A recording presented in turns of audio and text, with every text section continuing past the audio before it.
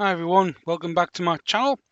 This week we're going to be having a look at projects in the Google Cloud. Thought just as a side look really from the APIs we've been looking at, because it's a reasonably complex, the projects, and if you use any other Google Cloud facilities, you'll use projects as well. So I thought, well, we'll have a look at using it from the Google CLI. All the cloud manufacturers have them. It's so you can run commands from scripting languages, command line, etc. Some of the cloud manufacturers have what they call a cloud shell. Amazon do, Azure do. I haven't looked at the Oracle one, but Google Cloud have one as well. So if you get to the console home page, console.cloud.google.com, see there's the current project I'm working in. So we'll see that in a second. Now up here you'll find there's the cloud shell. So we activate that, and what you get is a little Linux front end really. So I'll just make this a little bit bigger to see. You can change the font size. So I've changed up to, where are we, text size large, so we can see what's going on. Highlight that so we get the cursor. So you'll see that that's the project I'm working on at the moment. So 450515 in there. There are a few ways that Google refers to its projects. One is the name, which is the friendly name, YT40, which is the name we see. There's the project ID, which we use in the APIs really. There's project number, which is used somewhere, I have no idea where. And there's also another one which it doesn't normally get mentioned, and it's not really a project name, but it's the branding when you go to an OAUTH screen. So you can have it say YT40, or you can have it say anything you like. You know, if you're a bad actor, you could change it to something that people might recognize, but we won't do that. But it's there, so it is a string you can change, and you can change it any time as well, and it'll be reflected within the consent screens when we use OAuth. So just going back to the Cloud Shell, it's actually built on Ubuntu, and we can check that. So if we do an LSB release, hyphen A, and you get Ubuntu 24.04, which is probably a reasonably modern version. There are all kinds of other little packages in here. So you have my favorite PHP, the little v, sometimes a little v, sometimes a big V. So it's 8.3.6. It's not the most up-to-date version, but it's it's pretty good. Python, I think we have Python as well. That's an uppercase V for the version. There is the GCC compiler, which I think you have to tell it all version. Oh, doesn't like that now, but it's there. So is it 2 it likes? I always forget what it is. Anyway, there it is. So it's GCC 13.3, and another interesting one is Docker.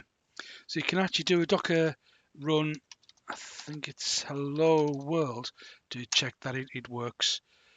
So off it goes, and it's quite happy to run Docker. So if you do create yourself the developer account, it's free to do.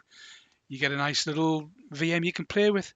I haven't tried leaving it up all day, but part of the documentation I read has said if you're not using it, it'll close it down after 20 minutes. So you just have to be careful what you do. So if you want to run and play with some scripts, there are built-in commands to upload and download files, which are up on the tools, I think, somewhere. Where are we? Session information, more. Yeah, upload and download. So you can play with those. You can actually move files around. And if the files are permanent, so if you create something, you come back later on, it's still there. Pretty good all around, really. But anyway, using this means you don't have to install the Google CLI, G-Cloud as it's called, on the on your home PC, your workstation, whatever. But it is available for Windows, available for Linux, available for Mac. Here, it knows who I am. It's done all the credentials. It's quite happy to do things on my behalf. So why not use this? Do that. So we'll just have a really little look at how projects work and how you do the APIs. You can see here that the last known project is actually displayed, so any commands will default to that. Now we'll change that when we create a project. So we can see what projects we've got in our environment. I think it's Google Projects. It's not Google Gcloud. I thought I'd type Google. Google Projects list, and here it'll show us the projects that we have. So they're the enabled projects. Now you possibly know that you can delete projects in Gcloud, and it'll keep them for 30 days. So if you want to see them, in fact, one thing I will say at the moment is you when you do a list, you get that simple information. If you tell it format, and this doesn't seem to be documented anywhere, just give it format text, and you get a few more lines. So if you want to know what its internal name is, when you created it, and it's a life cycle state, that's the important thing we're going to talk about in a second.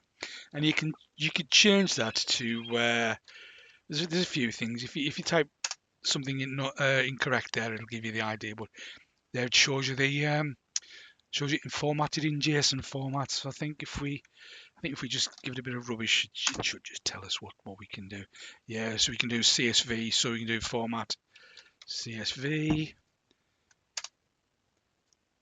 It doesn't like that. Requires a non-empty projection. Fair enough. But anyway, you see where I'm coming from. You can get more details out of that. If you want to see which projects you've got which are deleted, you might want to revive. You can do a Google Projects list, and then we have to give it a filter. Now this filter is just not there not by default. So we have to give it text or JSON to see all those values. But anyway, if we do filter, for example, and we'll say we just want to check that the life cycle CYCLE, and we'll see up here it's life cycle state. We can do that, and we want it to be delete requested. You need to get this correct, or it gets very, very upset about it. There we go. Doesn't say anything. I thought I deleted them. In this, I thought it did have some projects that I deleted. Why is that doing that? Oh, sorry, it's me. Sometimes I cannot type life. There we go. So there's a couple that I've deleted previously, which it's still telling me they're there. So there's the name. So you can see it's not YT40.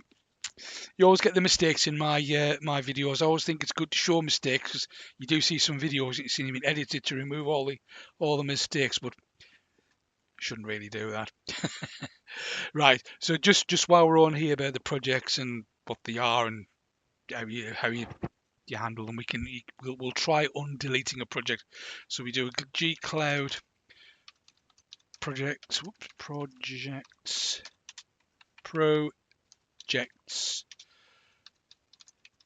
undelete. Now we just have to give it the ID of the project we want to do. So we'll choose the bottom one. So we'll have KR1 1 2 3 4 0 3 3 2025. So it's thinking about it. There we are. It said it's done that. So if we do a Gcloud list now, GCL projects, it's still not showing it. And that's just because it takes a little while. Sometimes it's really quick. Sometimes it does take a few refreshes to see where it is. So we'll just do a few, and we'll see it. But he's going to prove me a liar and just not do it. Yeah, it's when it hangs around a little bit you can tell it's doing it. So anyway, we've now undeleted that project, so we can see that. So if we just for 1 second we go back to the console, we can have a look in here. Now, be careful when you click to go to a project. There's the recent ones. Now you should really go and look at all. So there it is. There's the project that's come back. That wouldn't have been there before the deletion. So just remember, sometimes, I mean, it's fair enough, I suppose. You're using the CLI. You should either use the CLI or you should use the console. But you're gonna you are going to move around and have a look at things, but it's just something to be aware of. It can catch you out doing that. So always try and do a refresh. So if you did a refresh, for example, from here, you'll see, yeah, want to leave the page. We'll do that. We'll come back, do that, and it'll just try and recall what goes on. So there we are. So it's brought me back to where I was. So it's non-destructive doing that. Now we've actually created that project. What we'll actually do is we'll create a project and then we'll set it to be the default. So if we do a G-Cloud projects create. Now here you give it an ID. So this needs to be unique amongst all of Google. So we'll just call it, I don't know, KR99, and I sometimes just give it the date afterwards. Oh, fourth. Oh, in fact, it's the 3rd today.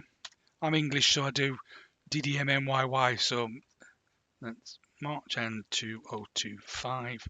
Then we'll just give it a name. So we'll just call it new project.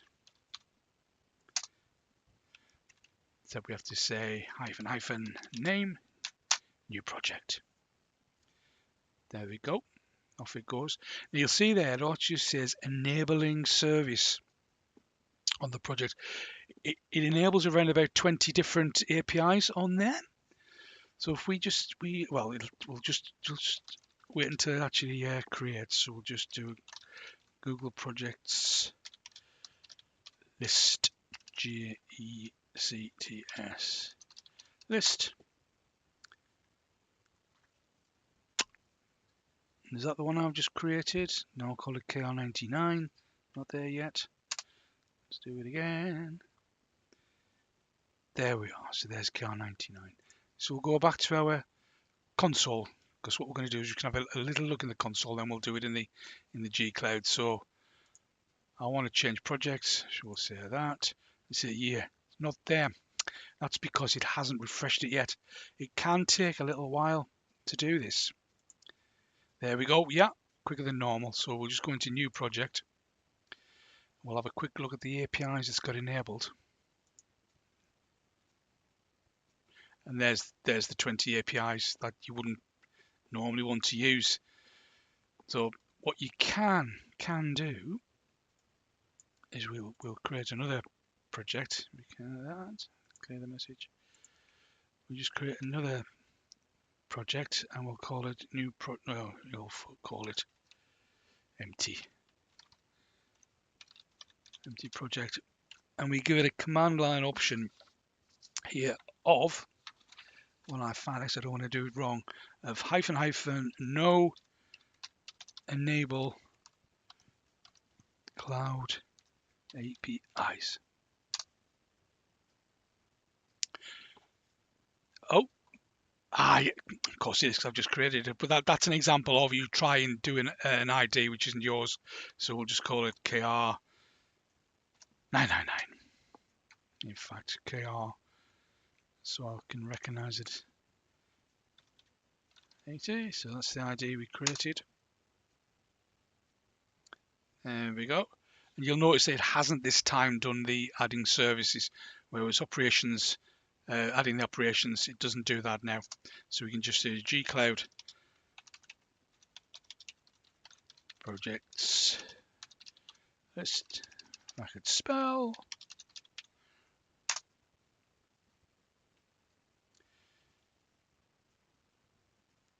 Yep, use my credentials.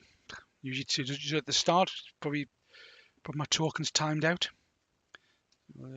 Again, we're looking for empty, aren't we? There we are. So there's the empty project. We can go back to here and we'll say all. Yeah, it can be a little frustrating sometimes, so we'll just do include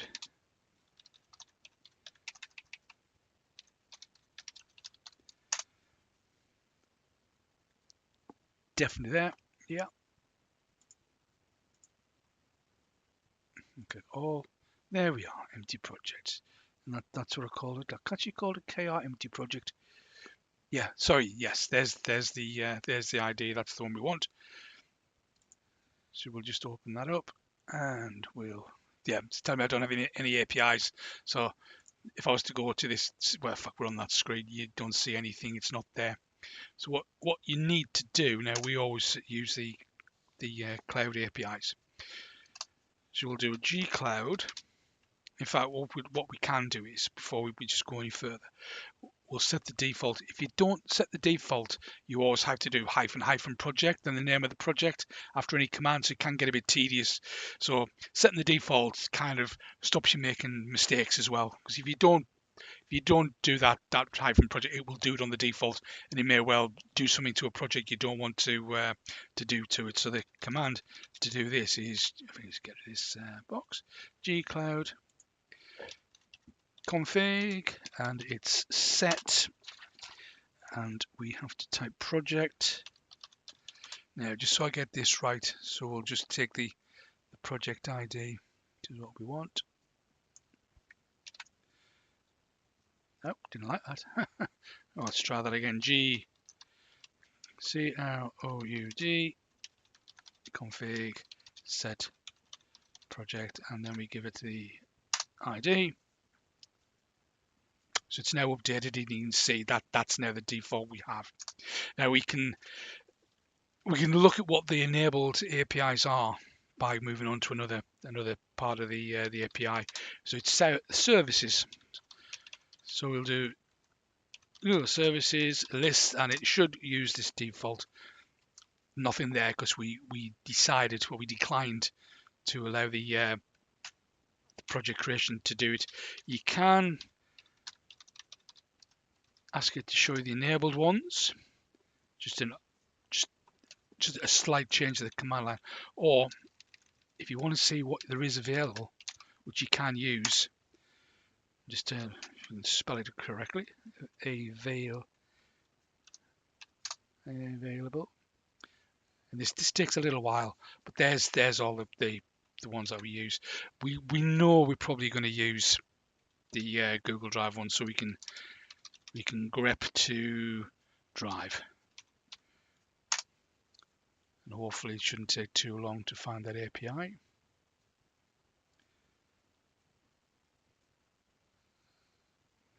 We need to do this. There we see it, drive.googleapis.com.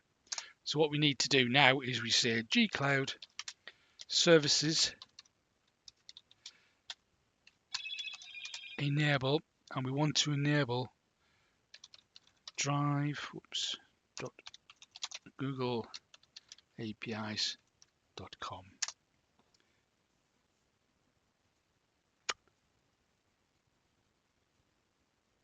There we go. Now we'll just have a little list of it and see what's available. Probably best always to use the enable so you can see what's going on. So there we are. So that's the one API that we've enabled there. Have a quick look in here. So we'll just restore this. Just do a refresh. Oh, look at empty project. Move this down slightly. And there's the Google Drive that we actually said that we wanted to use. So that's probably most of the things you can actually do with the API. The good thing is to delete them in the end. So if you're just playing around like I am at the moment, and we did some deletes earlier, but when you do the delete to a project, you can say projects, and they should still be in the we'll do that. Right, so if you just do gcloud projects and then delete,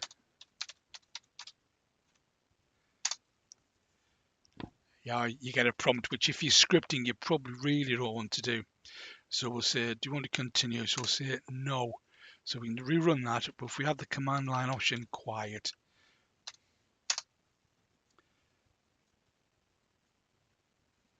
there we go. So if it's done and done the work, and then it told us we can do the undelete. So that's it really. I just thought I'd just have a little bit more of a chat about the projects, because they are useful to know. And the G-Cloud API, the CLI, is easy to use. Sometimes you don't want to write a program, you don't want to use the console, you want to do as much scripting as you possibly can, and that's the way forward, is to use that. Use the little shell, say everything's installed for you. You don't have to do it; it's all ready to go.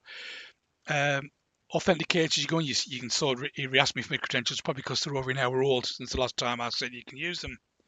So that's it. So that's it for this evening. Have a pleasant evening, and we'll see you in the next one, where I think we'll talk about uploading and downloading files, and then we'll probably finish with the G-Cloud API, and for now we'll move on to something else. So have a pleasant evening all.